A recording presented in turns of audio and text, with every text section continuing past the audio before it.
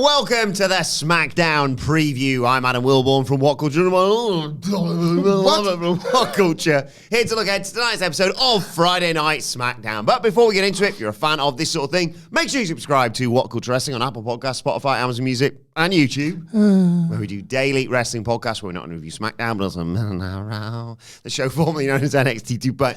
AEW Dynamite, AEW Collision, pay-per-views, premium live events. We have interviews, roundtable discussions, and a roundup of the week complete with a very good quiz, of course, on Wrestle Culture. As I said, though, joined by Michael Hamflett to look ahead to tonight's episode of, and I've forgotten to cue this up, 1 second, Friday Night SmackDown.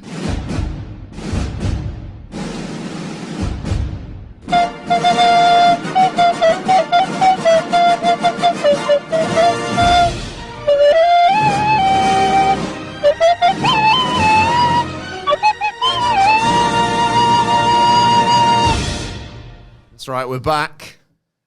Another year, another serious preview ahead of SmackDown. Yep. 3 hours. 1, 2, 3 o'clock, 3 hours SmackDown, as the song goes.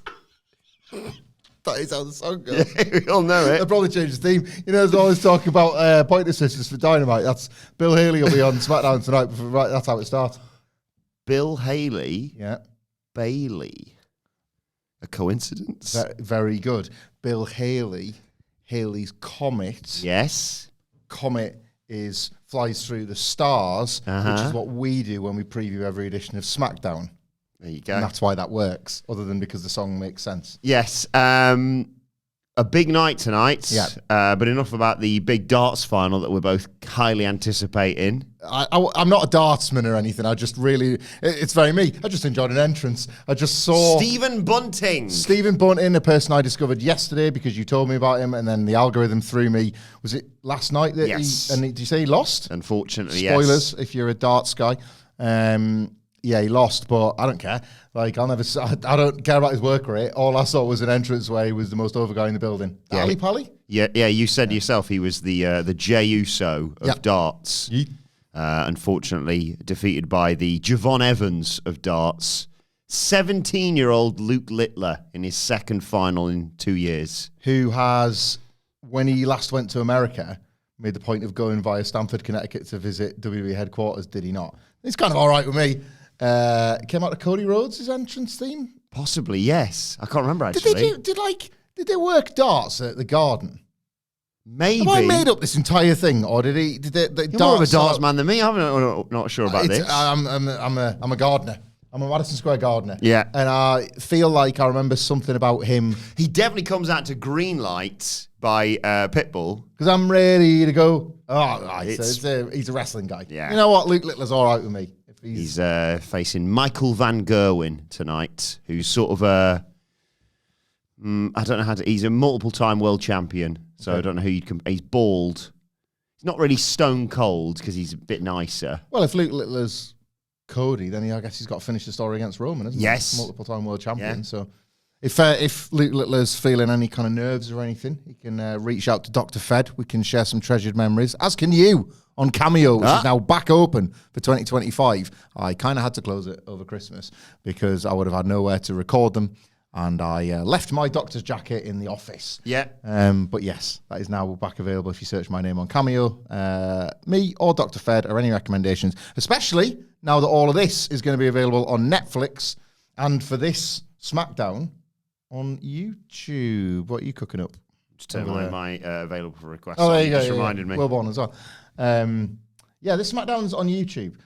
Like, should we start with... Oh, Evan, by the way, get in touch again with me. I had a nightmare sorting out his cameo, but for a very special occasion, I'm aware of Evan, yeah. I will. It's filmed. It was filmed 3 weeks ago, but I've no way to send it to him right now. When it comes to 3-hour SmackDowns in general, not just this like odd little curio of it being on YouTube because it can't be on Netflix yet because the big launch is... It's a soft launch. Is that why it is? I okay. think so. Like, it's going to be on USA Network in America as normal, but starting next week, we'll get it on Netflix just like we do everything else. YouTube this week is a bit of a primer for that, I guess. But when it comes to 3-hour SmackDowns in general, Am you excited or am you? I am excited. Yeah. I mean, I don't know what they're going to fill it with. They've advertised 2 things for tonight. Yeah. But I still have faith. We're getting 3 hours of Raw as well, one would assume. And I don't know. I really enjoyed the 2-hour era of Raw and SmackDown, particularly Raw. A, because it was brilliant last year, and B, because we have to wake up really early to watch that, whereas you can watch SmackDown at your leisure. Yeah. But, I mean, it's not like they're struggling for talent. No, but it is weird how and I think this is a worthwhile conversation, and that's what we do here on SmackDown Preview. For a company that has got so many over wrestlers, I think this move back to 3-hour Raws, and for the first time 3-hour SmackDowns, and maybe down the line 3-hour NXTs, you might get your wish. It will be interesting to see the cream rising to the top of those, like, I want to think of a better phrase and I can't, next in line pushes. Yeah. You know what I mean? Like, I don't mean the recruits. I mean the people that are kind of bubbling under in that mid-card. Who's an example at the moment on SmackDown? Like DIY as brand newly minted heel tag team champions that feature, because SmackDown is a 2-hour wrestling show and they are the tag team champions, but don't necessarily yet like command all of your attention. It's been fun. Yeah. Watching the turn play out over the weeks when we kind of speculated it would has been fun. Them getting the belts as a result of that was fun. Am I right in thinking we don't know that they're the ones who attack Street Profits yet? Yeah, that's what, like, that becoming a mystery has basically ruled them out, I suppose, in the way wrestling. The obvious, yeah. Well, but then again, there was that time that Triple H attacked Shawn Michaels and everybody was like, well, it was Triple H. And then we had, like, it was weeks. And it was like, I've slowed down the video footage, but technology doesn't exist. And it was Triple H. Zoom and enhance. And then Triple H is like, you're damn right I attacked you. Like, everybody knew it was you, Paul. Try. So maybe it does end up being them in the same way that Shawn and Triple H like doing their own stuff, like, all over again. But, yeah, they're just an example, but there's others. And we're going to talk about one of your favourites in 2024, where, right, there is television time. There is going to be call-ups. There might potentially be sign-ins as soon as this come in Raw. But if you've been there kicking around on television for a while and your heat level is somewhere closer to an Andrade rather than, say, a big Bronson Reed, how do you get from A to B? Do you like that? Very because nice. That was an accident.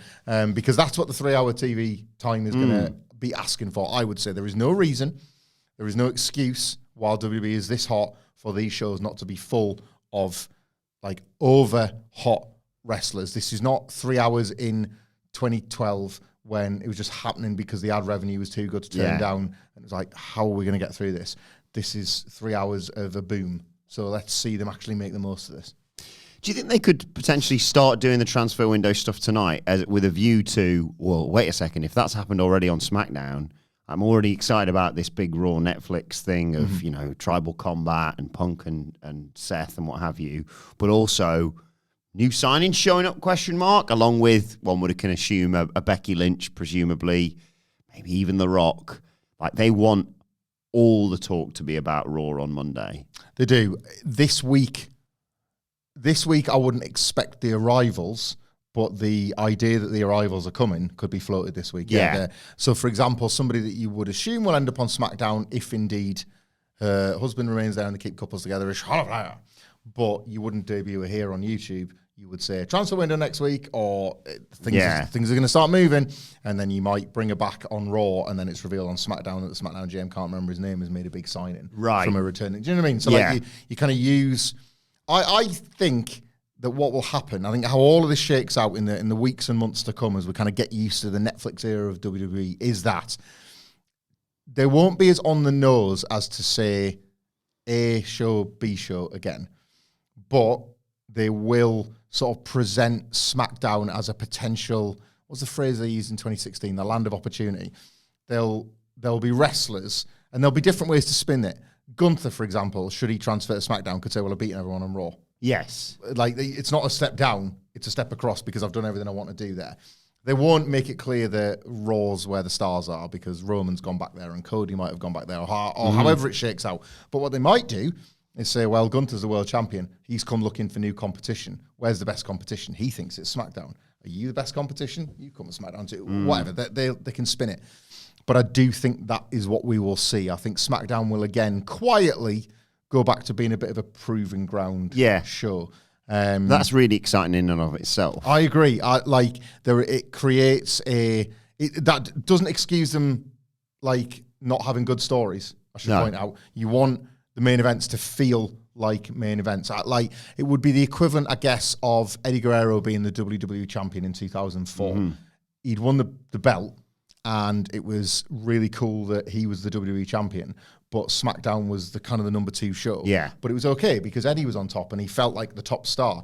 That's kind of the vibe you want of this, what I believe will be this Netflix era of the 2 shows, while SmackDown's on USA Network as well. It's still a TV show. They've still got to justify their place as a 3-hour TV show, earning rights fees every single. They can't dog it. No. And I think at times Triple H has dogged SmackDown, and I would like in the 3-hour era to do it as little as possible because it intimidates. I'm fine with 3 hours while the Fed's hot, but it intimidates me the prospect of there being not a lot going on to fill those 3.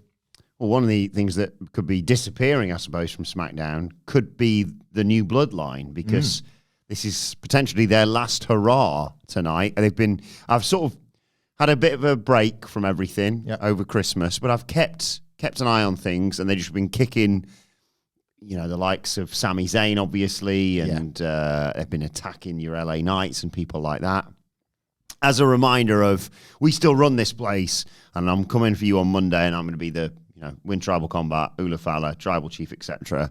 But yeah, this could be their go home sort of mission statement tonight. Yeah, it was for the time of year, a kind of electrifying end to SmackDown last week, when you had the Bloodline beatdown, when you had the first moment that anybody was invited to think, wait a minute, there's Sami and there's Kevin, and that was there put in front of you for the first time. The folding in of a returning and dominant Braun Strowman into the picture, kind of justifying that tease of him and Jacob Fatu was scintillating. That kind of controversial squash of Carmelo Hayes was obviously because they're looking to create him as a monster figure, not just for Royal Rumble season, but potentially for somebody for Jacob to beat. And it's all, you'd like to think now, other than Giovanni Vinci, these squashes aren't cynical. Yes. Being done for like a bigger picture where it's like, well, Carmelo Hayes can be reheated, but we need Braun to be this right now because Jacob's going to need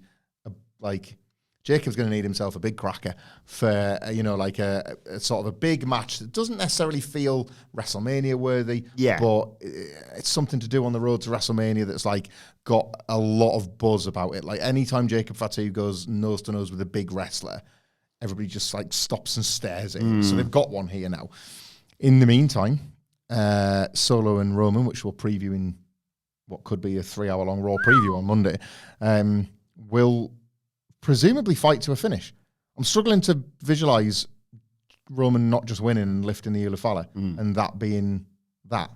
Yes. On Raw. I can't, it's hard to visualize how the Bloodline function as a group when Solo is no longer the fake tribal chief and they're no longer feuding with Roman. It's sort of a different version of events from a few years back where you'd kick the ear off and be like, I don't think they know what they're doing in April. I think they do. I think, they've probably got about 4 different cards, as you've mentioned before, with dependent on The Rock, et cetera, et cetera. Yeah. But it's the not knowing for us. Like, we barely know what we're getting at the Royal Rumble. We know we're getting Cody and Kev, which we'll get to in a short while. But that road, not just to WrestleMania, but the road to the Royal Rumble, I'm so unsure of because of this landmark moment on Monday. Yeah. You're sort of not sure how they're going to line things up beforehand. I suppose in kayfabe, if you're the new Bloodline, you spend tonight killing anyone who could help Roman Reigns because tribal combat means anything goes. And look at what happened in the main event of WrestleMania last year. Yeah, good point. I'd neutralize the threats. Yeah, that makes anyone who's all ever sense. Aligned themselves or been associated with the good version of the Bloodline. If in doubt, take them out. Yes. Yeah. No, I like that. It's again as well because in all this is one conversation we've not really had until we're having it right now. I guess is that the new Bloodline, risk being a bit of a riches to rags story after this, don't they? They could go from War Games, Survivor Series main event, one of the biggest matches on the Netflix debut, and then like a 4-on-4 Fuad with some faces for WrestleMania, or Solo and Jacob I guess you could do Solo and Jacob versus the Usos. Possibly. As a Ooh, tag. yeah. There's ways to like, but at some point, the point I'm trying to make is The new Bloodline's getting a new leader and his name's The Rock, probably. yeah. At some point, like when we're through WrestleMania, the new Bloodline either have to exist without an old Bloodline to fight or not exist at all. Yeah. So it behooves them at this point to keep them as over and as dangerous and as threatening as possible because The Rock sort of has to be linked to them. Like imagine if The Rock was to come back and, for want of a better phrase, just not even acknowledge them. Yeah. He's got to be tethered to this. The man that put the big PowerPoint presentation of the whole family on the screen in Las Vegas cannot just simply ignore the new Bloodline because he was like, well, I'm a bigger star than all of you, so I'm not. Like, that can't work. I think they should have a thing where people get dragged into a room throughout the show. You just see constantly Jacob Fatu just goes and grabs someone. I was just looking there for a random name. Apollo Crews is a perfect example. He suffered quite a bit of it lately. Yeah. Yeah. You drag him into a room. Just a simple question. Apollo, do you acknowledge me? If they don't acknowledge him, then they die. Yeah. I like as a way for one last attempt for Solo to feel like the all-powerful Austin tribal Theory chief. can be like, obviously, I acknowledge you. What about if the Bloodline open the show and lay out this kind of like this threat to the roster? And You are not with me. You are against me. And he says the line, and like, do not question, ahead of this Raw, we will fight anyone.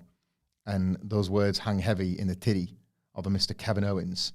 As they go through the night beating up various people, as the night comes to a close, we then see there's like a stare down, and it's the Bloodline and Kevin Owens. And for the first time in Bloodline history, they leave him alone. Oh, And he doesn't fight them. He's like, you know what? Yeah. Because I just did some good bucket tea. Yes. Yeah. It's the first time they've ever left each other alone. And he's all like, it's like Partridge with the Biscuit. Kevin Owens, where are you? Like, he finally is like, there's one version of the Bloodline he's okay with, and it's these four right here, right now. Like, and who are they hating? Sami Zayn. And who they've been beating up? Cody Rhodes. And yeah. Oh, that's great. I love that. Yeah. Let's talk Cody and Kev then. They've set up the ladder match for the Royal Rumble. So we've got, how many weeks of tally is that in the interim? 5? It's a long old January. Yeah, 5. Yeah, it's 1st of February, obviously. Yeah. So yeah, including tonight, 5 weeks of SmackDown. Obviously, Cody's going to be involved in Raw as well. Yeah. Not that a lot that needs to be done now, but it's Cody. You've got 3 hours to fill. Yeah, do you know what? It's funny they mention that. I feel like they've booked this for the Rumble now to potentially try and serve multiple masters. I think they want, obviously, this feud to continue, as we sensed it would after Saturday night's main event and everything that followed with that. The ladder match is a great way to hang both the belts up and have... I love that, yeah. The visual of either... What they've done is, which is really, really smart, they had us all starting to think that maybe Kevin Owens could win at Saturday night's main event, and then when Cody beats him, the challenge is, well, we're not finished with this, but how would you get people to think that again? And it's like, well, if he grabs 2 belts, he's not had to pin Cody Rhodes. And you could see Kevin Owens holding both belts aloft in the exact same way you could see Cody Rhodes doing it. Both visuals feel possible. And Cody losing the belt at the Rumble, it's kind of the perfect time for a character like him to lose, because now he's also lost his chance to get it back at WrestleMania. Yeah. So then it's like, what does Cody Rhodes do? You know, It's going to the chamber or... what on earth is Cody Rhodes' road to WrestleMania looking like now? You know that. And this year, that's a fun question to ask rather than a completely devastating one. Like, so I think they've managed to, like, unless that changes with the promos they cut, they've managed to yet again cast tremendous doubt around the outcome of that match, because Kevin Owens as a WWE champion opens up an entire new field of WrestleMania matches in a period where we're already pitching about 10 different WrestleMania cards. So what they've done is they've like just put that doubt back in everybody's mind for the next 5 weeks, and they've pretty much guaranteed that Cody, at a minimum, will, even if he's doing double duty, will be SmackDown as well as Raw. Yeah. He might end up on Raw, but he's SmackDown. I saw his schedule that he posted on X, and he's doing at least 2 or 3 Raws before the Rumble. What if by the time we get to the Rumble and the ladder match, tensions are so fraught between the pair that the SmackDown GM and Postman Pearce agree that it's loser leaves SmackDown? Ooh. So not only does your winner win, then there is no chance of that automatic rematch. Or in the transfer window, we couldn't well, we don't want to give away in non-kayfabe. We don't want to give away who's winning. Mm-hmm. So whoever leaves the Royal Rumble as champion will be transferred over to Monday Night Raw. Yeah, in exchange for Gunther. However that shakes out, whatever the roster starts to look like, if indeed they're big changes, we don't know. Because they'll probably do a Gunther world title defense on telly rather than at the Rumble. Yes. You'd be like, it's Netflix. Yeah. Week 2, we're getting a world title match. There isn't the need. You got 2 Rumbles, a Cody match. They could do 2 world title matches, but there certainly isn't the need to. No. So, Gunther could miss that show. I don't think anything, not to sort of sound like I'm speaking on one of them dramatic WWE 24 specials that currently aren't available to watch anywhere online. I don't think anything's off the table. No. Just sense that, and it's captivating, all the big players, and whichever ones are in your head, it's those I'm talking about, all of them, there's loads of them. All of them are still jockeying for the positions and will have been told, we think we're going to go with that, or it's possibly this. And they'll be like, great, have you considered this? And they're all doing the Bob Holly. They're all doing how about I'll win the belt and beat everybody? And they've all got... I think the only person guaranteed a WrestleMania main event right now is Cody Rhodes. Out of everyone in WWE. I would agree, yeah. I wouldn't, The Rock, you can't decide what's going on with him. Yeah. That sort of has a domino Moana effect. 2 revoice? No idea. Moana, I don't know. Reshoots or something, yeah. Or the live action. Oh, yeah, of course, yeah. You'd like to think CM Punk's been a good boy and will be rewarded, but I mean, you've got to. If you are sticking to we're not doing a triple threat, that's the only way you get around this. Yeah, someone's missing out.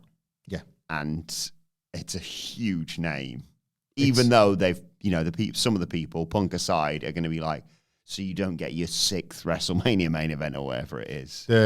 We used to talk about this in the way that and we still will. It's this annual phenomenon, the odd person out phenomenon of WrestleMania. It's a real sad thing. Yeah. Just tends to be that somebody just falls out of the picture at the wrong time, or you do all your pairings and then you're like, what about them? Oh, there's nothing for them. And then you have to make a triple threat out of a singles or whatever it is. And it's not just this year about, he's going to be the odd person out, because that'll happen. It's like, who's going to be the odd person out of that top bracket? You've got, realistically, 2 matches. Some would argue you've got maybe 4 because the openers are quite big. Yes. Or world title matches don't necessarily need to headline. So you can put it's like Liverpool winning the league in COVID. You can put a little stab in. Sorry, Matt Reigns. You'll fix that this season. But just like Punk said on the Cabana podcast, fob me off with your stinking Undertaker match. The main event is the main event. Yeah. Let's not piss about here. And you mentioned The Rock, and we should probably mention Stone Cold Steve Austin, and we should probably mention John Cena, and these people that are not just returning legends in I guess we've got nothing else, so they can come back. It's like, well, that would be really interesting if creatively they were suddenly folded back in. At this point, you've got a circular table full of massive stars, and it's as if they should all be given a chalkboard and a piece of chalk to write down the name that should be left out of the main event conversation. Here's a question, and it's a weird question, because I think if this match happens, you can't not put it in the main event. And this is completely... if you pitch Austin versus Rock at me, I'm going to flip this desk. I'm pitching 50% of that. Is there any scenario where they go, Phil, mate, lot of stuff going on here, and we're going to do... Let's just say, off the top of my head, I'm not even suggesting this is the match, the card I want to see. We're going to do Rock, Cody night 2, and night 1, just to make it nice and simple for right now. We're going to do Roman versus Gunther, right? 2 world title matches. Now, I know. But, again, stupid this, because if this match happens, you have to put it in the main event of one of the nights. Promise, next year, promise, you will have your pick of the main events. You can even do night 2. But this year we've just got Stone Cold for you. Is that a fair exchange? What goes through CM Punk's mind when he goes, well, yeah, that's the match, all right. And it's like, Kevin Owens got it in the main event. Yeah. Kevin Owens, of all people, got it in. That was just an interview. And when I had my press conference, he tweeted a picture of himself in his T-shirt fighting Steve Austin in the main event, my dream opponent in my dream slot, wearing the gear that I bollocked him for backstage once. And I remember that. Yeah. And he said moveset the other week, and I remember that too. And then we're going to have a conversation about that down the line one day. And the conversation is going to start with this, and it's going to start with this, and it's probably going to go really wrong for everybody. And you put him on. And you put him on last with Steve. So what are we doing here? I wouldn't be surprised if that happened if CM Punk just went into business for himself in the Rumble and just deliberately eliminated everybody. Well, I've won, and you know what that means. Main event at WrestleMania, thank you very much. Just the Cody thing, but with the eliminations. What's he doing out there? Like they just have to send out Braun because he's bigger. Like, just pull him. Come here. It is absolutely captivating. Everybody will have their favourites. Everybody will have their different cards. It's funny. Like we've disagreed, but it's all in the realm of like actual fantasy booking. In that all of these bookings are particular fantasy pairings. Yeah, because of how stacked the deck can't appears. really go wrong, can you? I don't think you can. Like I'm not quite as prepared to say that because the Rumble or the Chamber or the period of television between now and then, you might see a pairing and be like, that it is still, and people can, these things are subjective ultimately. Like I find it so hard at the moment to take a WWE main event pairing and it'd be bad. Like I was trying to come up with one. I was like, I can't. I had John Cena in a world title match. I was like, I'm not having that at WrestleMania. I'll give you one because it just would needlessly split the audience and it would feel weird and the match would stink. John Cena versus Jey Uso, right? They're both in these conversations, but you don't want to watch that match. No. But like Jey Uso being main event Jey Uso, eliminating John Cena from the Rumble and going like, and then all the what? That all of a sudden that's WrestleMania. Yeah. Because they've done all the different permutations. So it is, I don't think it's quite as simple as it can't go wrong, but there are so many. I'm like, nothing will fail on the night, by the way. Like, unless you've been living under a rock, you won't notice the WWE's on fire right now. I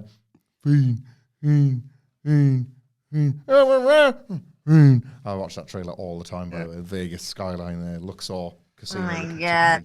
Beautiful. Light shine out of it. Very close to Allegiant Stadium. Like ideal location in some respect. Perfect. Lots of venues actually in Las Vegas that many would consider ideal, and certainly within traveling distance of other things that you can do over that WrestleMania week. Stay tuned. I'm never leaving. No, we're going to pick the studio up and take it with us. The flight's going to be a nightmare because getting these lights and microphones and things like that in is hand luggage. Vegas has me now. A week. As long as you did in Vegas. 4 days? Yeah, we Wednesday went to Dynamite, so it was Wednesday through to Monday, I think it was. Okay. But that was working as well.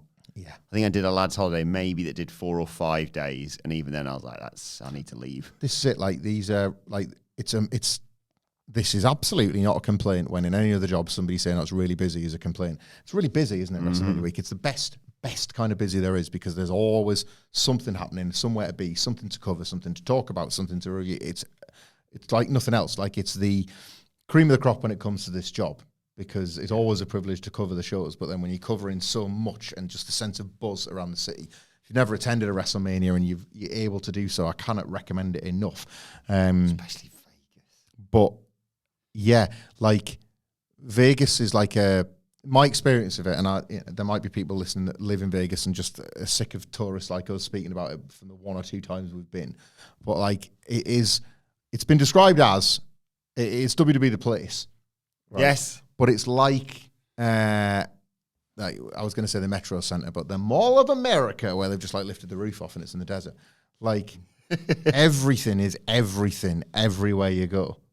Is the sort of... I'm pitching we got there 2 weeks to acclimatise. February. Get out there for the Rumble. Find a nice place to watch that. Which we might have a recommendation for you coming soon. Mm-hmm. But yeah, find a nice place to watch the Rumble. Just get settled with the weather. You doing a Rumble live stream? Maybe. Let's not promise that, but it'd be fun, wouldn't it? Those jellies are calling to me. As are the bottles of C4 Energy. Well, we're going to need them to keep us up. 60 bottles of C4 Energy. One for every Rumble entrant, yeah. Possibly. It's not a no, but either the weekend is particularly tricky. Do you know what I'm doing the week after the Rumble? So that's the 8th. Yeah. What? I know what you're doing the weekend before the Rumble. Are we doing that? Well, it's locked. I thought it was locked in for months now. Someone get that. I need to get some trains. We do need to get that sorted. Yeah. So there's a real urgency about So I that. suddenly thought this morning, oh, that's 3 weekends' time. The walls there will be blue. We could do a SmackDown review from there, maybe. Share more on that later. No, I think it's on the 8th of February, or around that weekend anyway.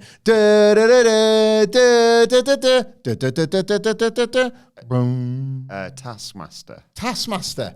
Like they've built a Taskmaster house. Are you playing it? Yeah. I thought you were like going to watch a taping or My wife something. and I, little Christmas present to each other. You go to London and they've got like... I like they've done the Crystal Maze and yeah. It's like, cool. You know like Alan Partridge's mock house in Knowing Me, Knowing You'll? They built like a mock Taskmaster house and you go there. That sounds amazing. Yeah. And you get to like do tasks and I'm assuming, I hope they don't, but they probably will. They'll probably put us two in with a group of other strangers. I'd rather just compete against my wife. She's better at it as well, so she'll beat me, but she's more competitive, so she'll care and everybody will be happy. But what'll happen is we'll be putting a bunch of strangers that we won't really want to talk to. Yeah. But like it'll be who gets the most points. That. So yeah, we're doing that like down in that London at some point in February. There you go, Brian. Me as Greg Davis, you as little Alex Horn. I love that. I'm not sure that I feel comfortable with it being that way around. But I do like the Taskmaster trophy, the head, the Greg Davis head, as microphone. Like the golden microphone. So yeah, that's like, awesome. It's just one of our, I would say at this point, you know, you'll have this with Eric a little bit now. Films and bingeable series are not necessarily the easiest things to get to. No. But Taskmaster, a bit like Only Connect, is just one of them weekly guarantees. Which is it. For the next 40 minutes when you fast forward the adverts, it's just like pure joy. And Wilbourn, are we not on the precipice of yet more of that? Because sitting on the iPlayer currently, check your Jay Frazier picture from last year for one of the first things we talked about in 2024, because we're going to do it again right now, are the first 2 episodes of The Traitors. I haven't watched them yet. No, me neither. But again... My weekend is SmackDown and The Traitors. Well, I'm taking down Christmas decorations. I think there's quite a lot of overlaps there because... Probably a row. Let's go right in somewhere between me trying to get up the loft for the big box. Yeah, consider the situation is mostly the same. A lot of people sat in a room arguing that they're the best for the job. I really like the first week on The Traitors because there's nothing to go on. Not a thing. So they just go, oh, look at that person. No. There's no evidence. There was a lady in season 1. A lady in season 1 who had one arm, and they either hadn't noticed or had overlooked the fact that was why she picked a glass up a certain way. Oh, yeah. And overlooked that fact and went, well, she didn't cheers glasses in the same way or on the same side as the rest of us. As if you'd be stupid enough as a traitor. So I think that's probably the giveaway. And then she was like, well, it's actually because I can't reach over that way on account of the fact that I have the one arm and whatever. I made my choice. Sorry, name's written down. No, I've said it now. So the America's got traitors. I think so. They did like celebrity traitors, didn't Well, they? no, this is the thing. So Traitors US, I believe, brought in people that were a bit more reality TV coached. Right. Wasn't there a big celebrity? Because it was, what's his name, wasn't it? It wasn't Claudia. It was Alan Cumming hosted it. But there was some randomer on it.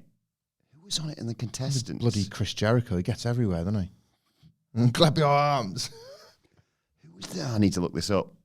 What? So it was, are you saying like there were celebrities on The Traitors from the beginning, or they became celebrities while on The Traitors? I feel like maybe it was someone who was famous. No. Oh, yeah. No, they were. It's Logan Paul. They were celebrities. Okay, yeah. Ekin Sue from Love Island. Is that the US? It's not quite the same though, is it? No. Like it's even The Traitors UK. My concern this year is that by the 3rd series, people are starting to get the gist and get the, you know, they'll put in twists and they'll put in little rule changes and stuff. But I don't like it when when the contestants become a bit more aware. John Burko was also on it. Was he? Yeah. Order! Need any advice from a traitor? I know somebody who knows somebody who knows somebody who met John Burko once because he was in John Burko's office. He's the Speaker of the House of Commons, yeah. And this is not the exact words. I'm certainly not going to libel us. But like he had his Deontay Wilder was on it. What? He had his no one's voting for him, are they? Deontay. I didn't do it. He had his ceremonial clothes on the back of his door, And he was fuming about like being asked to go back out, and one of the poor interns had to go and say, "Look, we've had to, whatever the phrase is, like bring the house back in for something." Well, get my f***ing gown then. Absolutely lost it apparently. Oh mate, I think you're the traitor. Oh, John, if anything. What's some of your favourite moments from the traitors? Traitors, season 1. The nasty Nick moment, and it's always around a table, just like in Big Brother 1, where, ironically enough, Tom revealed to Craig that Nick had said, Craig's a traitor. And Craig was like, say that again, mate. But then he did, and then he caught Nick, and he'd been writing down names, and it was a national scandal, and it was amazing. This table was a breakfast table in the traitors, and a young couple had not elected to reveal that. Heads went here, the lad's head, didn't it? Yeah, they elected to reveal they weren't a couple because they just thought, oh, we'll keep this one little secret Wasn't between he a us. magician as well? Something like that. She was an actor, I think, and he was some sort of entertainer. And they just thought, we've got this little extra bond of trust. It might be helpful for us to like harbour our own little secret as a strategy. And I kind of get that, I suppose. Keeps us unified and keeps us secure. Maybe we'll get through the final on these terms. And then a few people started to think that she was a traitor, which rattled him. Now, I've never seen head loss like it. Now, side sort of subplot to all of this. Oh my God. Is because Another one of the lads thought, I'm in here. Because nobody knows they're a couple, there was another young lad, and it was like, oh, we're kind of all young three together, aren't we? Out the way, mate, because I'm really interested in this. I think we're probably going to get together. Time for bed, isn't it? Yeah, probably time for bed for you. Yeah, in this reality TV situation where often people couple up, I think things are looking pretty good for me and her. And then nobody was really talking about that because, I mean, it would have got pretty awkward. But they were like, yeah, we're kind of three friends. You go for it. Well, I'm sure she's really interested. But it never needed to come up. We could have just let no feelings get hurt until a few people thought she was a traitor. It came up over the breakfast table and the boyfriend was like, right, Emily, shut up. Just shut up. Stop calling her a traitor. And I was like, you all right, mate? Stop calling her a traitor. I know she's not a traitor. Because she's not one. Because I've kissed her. I'm not either a traitor. And we're boyfriend and girlfriend. Everybody just shut up. And people are going, you're a couple. But in his mind, it was like, now's the time to play this card because it's the only way to like get. I'm giving you the biggest truth I have. Yes. Didn't even work. I'm giving you the biggest truth I have. Well, these two are gone. Yeah, well, they've lied already, so he said they won't lie again. He really didn't think it through. No. But like in his mind, She looked at him as well, like, what are you doing, mate? oh, this wasn't in the plan. But at this point, he's thinking, now's the time to play the card. I need ultimate trust back, so I'll take this big swing. She's not totally on board. Was he also the one who said, if so-and-so's not a traitor, vote me off? No, that way, not a traitor. And at this point, as the eyes of the world were waiting to see, the camera then turns to the lad that thought he was in there, and he's just like, he tried so hard to watch this play out and be like, turn up for the books, and then he just eyes, his face. I had to rewatch this. Oh my God, like, he was just like, I'm just really shocked. I thought we had something. He burst into tears. One of the other, I think she was called Maddie. She was like known as this like incredible. She had these amazing instincts that nobody ever listened to. Oh, like, I know. Like, Should we get to the quite far? Yeah, Not to yeah. spoil it all. She was like, I'm pretty sure it might be him or it might be her. And shut up, Maddie, you stupid idiot. You don't know nothing. You miss another traitor. Like, she was like, I thought you were going to be an item. And he's like, yeah, me too. I also really liked near the end. Skip forward 30 seconds if you don't want to spoil it from season 1 of UK Traitors. I think I know what you mean. Where one of them she goes, well, he could be a traitor. And he goes, right, whoa, if you think I'm a traitor, we're not friends after this show. That's really suspicious, mate. They played with the format, and again, I won't name names for those that want to watch, go on the iPlayer or go online. Heartiest recommendation. It's we probably had the these best TV show ever. Probably had these identical conversations a year ago, but the way, obviously, as the game goes on, it's a parlor game where people are traitors. You actually like. Yeah, otherwise I hate these things. Traitors are faithfuls, and traitors can kill in the night. Nobody gets shoot killed, but and then they're eliminated off the show, or you're found out to be a traitor and you're eliminated off the show. But then as the numbers change, so too does the makeup of the show. So traitors can choose to bring one into the fold. And that happened at one point, and they basically brought like a loose cannon in. Yeah, they did. It was like the wild card thing, and It's Always Sunny. It was like, welcome, bitches. So like who are we killing tonight? Huh? Yeah, really bad poker face. It was like, who do you think's the traitors? Probably, and he's just naming one of the other traitors. Probably him, if anything. And then he's going over and being like, I've totally thrown him off. Stop talking about it. Double psychology, mate. Double psychology. And then when he inevitably got rumbled for being pig thick, he was like, good luck. Maybe try this one next. It's like, you can't do that. You're off the show. I didn't like that. I was like... And then one of the other contenders was like, I think there's something in what he said. And then the rest of them like, no, you're stupid. You're still wrong, Maddie. Shut your face. I always hate the ones as well where it's like, you must go and find this book when no one's looking. And they're just in a room, and I'm like, someone's coming, and you're going to get caught. And I don't know who I want. I never know who I want to win. Although last year I nailed my colours to mass very early on with a certain person, and was pleasantly surprised with their experience. I'm not going to say any more because season 2 is literally the greatest TV show I've ever seen. It twists out the ass. But Raw says is where I'll leave that because I don't want to spoil even the context of that. Traitors is goated. It's the best thing to happen to reality television since Big Brother 1, and I fear every day the day that it'll no longer be a special, so I'm rooting for season 3. We can get some capes for like one of these SmackDown. We can do and come with like blue flames because we hold a candle for SmackDown. Yes. Yeah, I like that. And then we'll pull chalkboards that say microphone, but it's always spelled incorrectly. Microphone, like, it's got like sort of 3 C's. What are we talking about? Oh, yeah, SmackDown. Yeah. Microphony. What you got to say for yourself? Well, he's not saying anything. I do remember once playing a game of, what's the Mafia? Which is basically the same thing, yeah. And I was a little bit drunk. It was on a stag do. I was very drunk. And my strategy was, I'm not going to talk. So people would say, like, I think he's the Mafia. And I go, and they go, wait, why you say anything to defend yourself? And I was like, I'm an agent of chaos. And they just killed me. The joke's on you. More time for me to drink. So you'd read a card and it was like, your name is Adam Tight Lips Wilbourn. Your gimmick is to not say anything. And then if they ask, you just say you're a wild card. See how that turns out. Just kill me straight away. Thanks, game. We played it when we went away before Christmas with a load of uni mates. And like I did the bit you mentioned earlier, where I was like, I don't know, Leanne seems really shifty. Leanne, I should point out, was about 6 months pregnant. Don't know, she keeps going to the loo too much for my liking. What's going on there? Did you ever remember Golden Balls? Remember Jasper Carrot's Golden Balls? Incredible.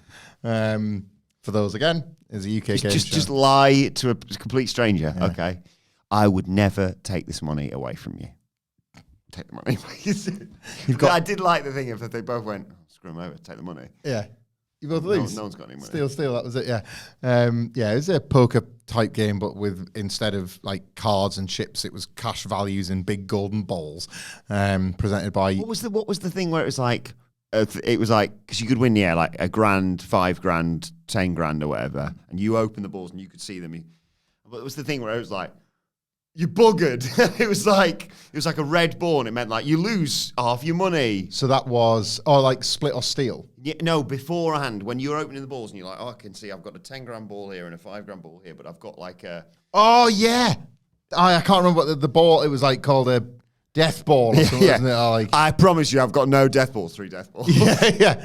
Turns the balls around. It's another hairy ball. And then you've got to put the hairy balls into the... Yeah, you've got to get rid of the hairy balls. That's it, yeah.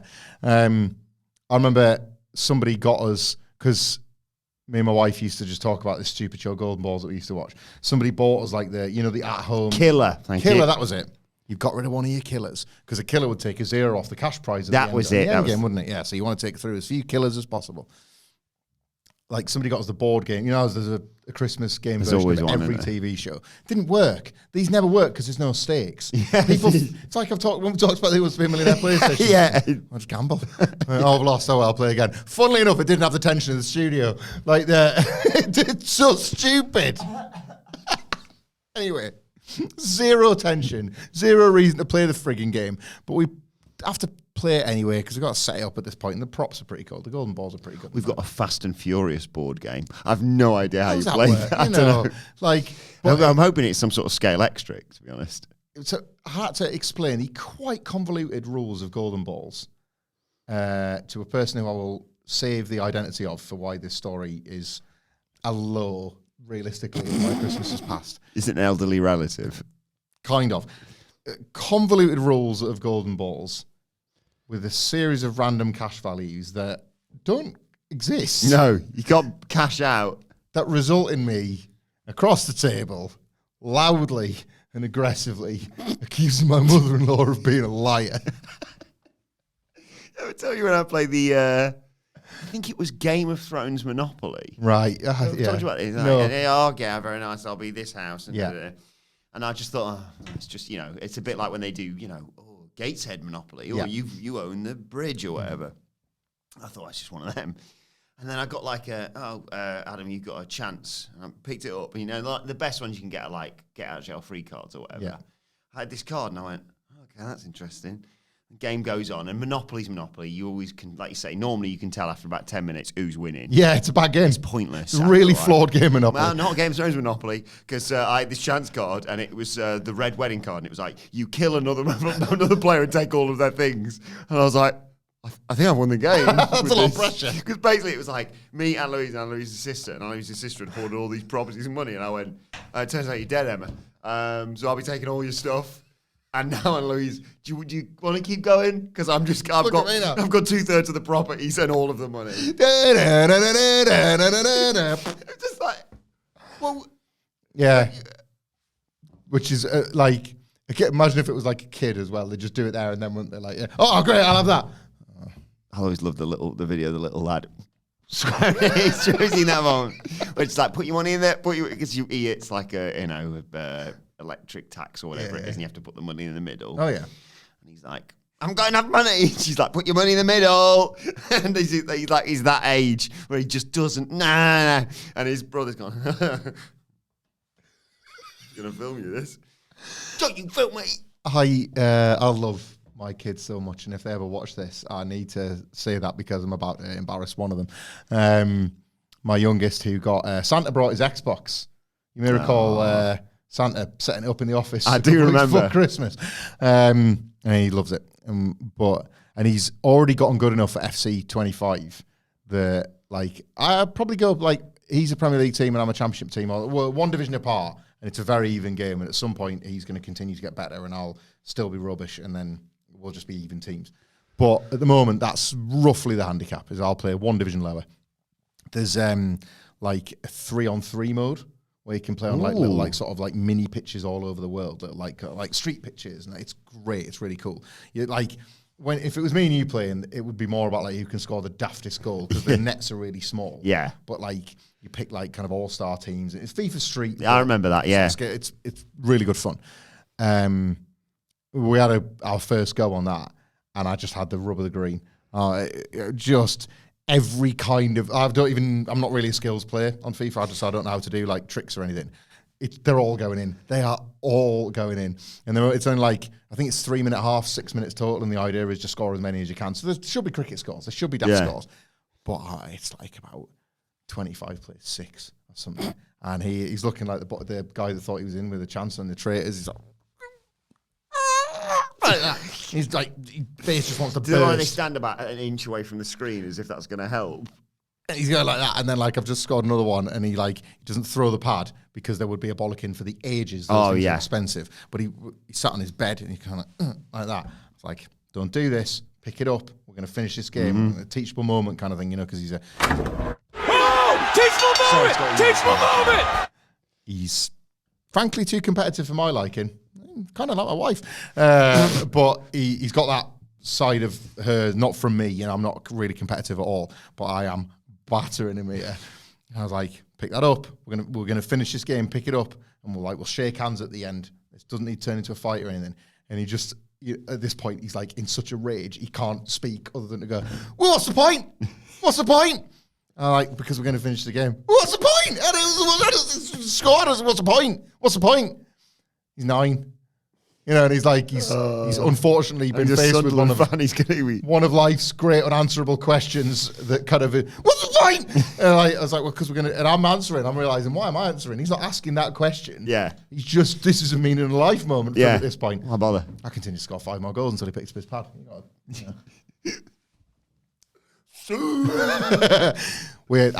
Our sort of rivalry game at the moment is Watford versus Bromley. We played that. Played that on Christmas Day, and he beat me 8-7. But yeah, like you know, when you only discover these players because of games like FIFA or Champman or whatever. Bromley has got this centre forward, bit of a stocky lad, but he's got pace and he can finish. And he's called something Cheek. I don't even know what his first name is. He always scores against us. Does he? Yeah. Well, he always scores against my youngest as well when he's Watford versus Bromley because I'll thread it through to Cheek. And at this point, like various celebrations, I'll be like, there was one where he was like, again, mash buttons to the celebration. And he's like, boop, boop, he's driving the Cheekmobile. Just like, so Cheek has become this threat. He started a manager career at Sunderland and I think you could set your budget. You could cheat it a little bit if you wanted to, like, set your budget. And I'm sure it's like 9 figures. You can go daft. It's like, why don't you, like, go, like, if you want to cheat it a bit, Sunderland starting the championship, and I understand you want to get promoted, 50 million. You can treat yourself to a couple of players, you know, like, whatever. And he under-offered for Cheek and actually didn't get him. Ooh. And because the negotiations, it turns out you actually have to do sort of, like, flirt with agents. And it's not just a case of, club requests this money, you request a wage, you pay it. Oh, yeah. And there's a bit more to it. Right, what's the point? So he's 50 million, he buys Neymar. Sublimely ridiculous. Sunderland's got Neymar on the wing. He's top. No, it's not a great surprise, that, to be honest, if you sign Neymar. Spent the whole money. Like they bring the agent in for the chat, and it's like 50 million plus whatever the goal bonus he could offer or whatever it was out the remaining £0 in the budget. And like the agent's like, the animation's like, that sounds like a great deal. We'll set it up. And then you go for dinner with Neymar, and it's like an issue. Like you give him like a scoring bonus or an assist bonus, something. Sunderland are going to win the league and bankrupt themselves in the process paying Neymar. But he got him. What a time we had. He sealed the deal. Shinsuke Nakamura versus Andrade tonight. Oh, you're going to be hotter on this than I am, aren't you? Yeah, I like this new version of Shinsuke. I'll admit, I think he should be a temporary champion. But I'm intrigued to see what they do with Andrade this year. A temporary champion for who? Because if this was 2 weeks ago, you would say for somebody like an Andrade. But he's not yet. I don't think Nakamura has on television defended his title. No. So if you're doing a transitional reign, transition it, like get the belt to where you sort of deem it worthy of going. Was it all so he could work in Noah again as United States champion? Maybe. Possibly. Maybe there was a political element to the move. But I know he's invested in the character, but I just don't buy Nakamura as a champion. The belt feels lesser than with him. So, like Andrade, feels like they're doing this non-title to set up a title match, doesn't it? Yeah, and Andrade is as good a punt to take as anybody. Yeah, and it could. I know. It's like, oh, congratulations, he's come to WWE, left, come back again, and he's in exactly the same space. Yeah, but he needs something this year. I think so. We're back to where this podcast started. How much creativity is going to come from 3 hours rather than simply matchmaking? Yes. Tell stories. Someone who's going to be very important for WWE this year, in my opinion, is Chelsea Green. This is her year, isn't it? Yeah, if it's not her second year in a row after 2024 being a year, but yeah. Yeah, they've got something here with Chelsea. I think she Green. could win a world title this You year. reckon? Yeah. They've got, like... Why are they going back to Michin? I have no idea. It's someone for it to beat, isn't it? Like, you got to get, kind of like a first... Could be a good match. Yeah, I know, but, like, you got to get your first big win under your belt, and that'll be what Chelsea Green does. And to be fair, they're not exactly... I'm sure they're not 1-1. It's not as simple as that, but really... They have got a good history, I suppose. You're thinking of the dumpster match and the Saturday night's main event, and it's almost like, right, now we get one more. Let's see. Love the celebration that she had.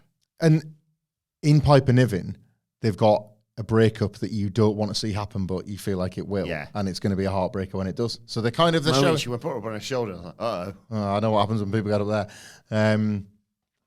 I don't need that anytime soon, but I'm sure they're going to get to teasing it. Triple H loves that, like that particular device. And to be fair, I quite like it too when you can start looking for the little side glances and whatnot. So yeah, it's basic even if stuff. it's less like, because I think the heels should be Piper in this. I think Chelsea's a babyface in all but name. And we're way off this as well, by the way. Yeah. I'm not rushing to this. But I like the idea, rather than it being like Piper Niven being like, you're only champion because I helped you. Chelsea Green slowly being like, actually, don't help. Don't even be there at ringside. Yeah. And Piper realising, I'm kind of surplus to requirements here. She's kind of like proving her worth a bit as a babyface. Yeah. Well, I mean, like, she got it done clean as a sheet at Saturday night's main event, didn't she? What a finish that was. So, like, that could be the first step on not just being a champion, but being a credible one, who, as we talk about all the time, is one of the more organically over wrestlers in the whole company at the moment. So, like, I think she's going to have a tremendous year. I think she's going to be integral to SmackDown because she's one of those women that seems to inspire thought from whoever's writing for her and whoever she's working alongside. You sense a good, she's a good collaborator. You'd want to work with her. You'd want to kind of come up with things. You'd want to pitch to her, wouldn't you? Oh, absolutely. You sense she'd be a great person to work with. You just bounce ideas off as well, we come up with this idea. She's A, going to go for it and make it 10 times better than you would have imagined, or B, say, well, we could do that, but what about this? And then that's going to be better too. So I just think she's perfect for this like current run of SmackDown. We sort of bury the lead here because there's a women's championship match tonight. It is the Queen Nia against Naomi, one half of the tag team champions, technically, I suppose. Yeah. Lots of things around this. You've not only got the title match where I don't see a title changing hands tonight, at least between Nia Jax and Naomi. You've got that. You've still got who attacked Jade. I saw some people even suggesting that it was Charlotte Flair rather than, which could be an interesting way to do that if you want to do Charlotte Flair versus Jade Cargill or something like that. Yep. Or Charlotte versus Bianca, however you want to get there. But then also, I don't think they're going to hang around much longer with this briefcase stuff with Tiffany Stratton. Well, she teased it again, didn't she? Yeah. In the tag match the other week. Yeah. Candice LeRae continues to kind of like try and elbow Tiffany out of the way. My concern going into this was that there wasn't going to be a finish. Oh, okay. But maybe you've come up with a one and we do something big and daft like a cash-in. I don't know. My thinking was, if you beat Naomi, having just kind of had her benefit tremendously from Jade Cargill's absence and become a tag team champion, you kind of like, you'd have to do this thing where she's like, I'm pissed off, I lost this. Like, she has to say something to Bianca Belair, like, this wasn't how the plan was supposed to go. And Bianca's like, well, what plan? The plan for me to win the women's title, and then you risk making Bianca Belair look stupid for not seeing what's right in front of her face. Is Bianca going to be found attacked backstage during this match? And Naomi's going to be like, well, it couldn't possibly have been me. I was out there wrestling. Yeah. And then they'll be like, and I guess that rules you out, Bianca, because you were like, because, you know, they were kind of like tiptoeing around the idea that just because Bianca was in the ring, it doesn't mean she doesn't know who was responsible for the Jade Cargill attack. But that would theoretically, you'd have a game of who's zooming who. Like, who was the one, like, responsible for the first attack, let alone now with this second attack that's happened. I don't know. It's the problem, if you want to call it a problem, is I'm truthfully a little bit more interested in the Jade Cargill who done it than I am the eventual cash-in by Tiffany Stratton. Really? It's another reason to get that done, I think. Cash-ins are always hot, but what do you want? Do you want a 2000 and, pick a year, like 2009, basically the kind of like most of the cash-ins that we had where it was just a guaranteed pop? Yeah. Or do you want a Damian Priest? My word, a lot of stuff is coming together here to make this moment. I think they run a slight risk with Tiffany Stratton of it becoming more of a, should we just do it? This is the week, let's just do it. Yeah, and right now it is sort of, I know she's getting pushed out by Candice LeRae, but it's still really a heel cashing in on another heel. Yeah. They've dropped various ideas, like Nia being like a physical bully. That's sort of gone away a little bit. They had to kind of keep them together for War Games, didn't they? So they had to bring them together before then forcing them apart. You've got a big women's title match on... So you've got a big women's title match on Raw, and that feels like whoever loses that probably can't stick around on Raw. Like, Rhea Ripley can't exist on Raw without being the women's champion, I don't think, in this current state of things.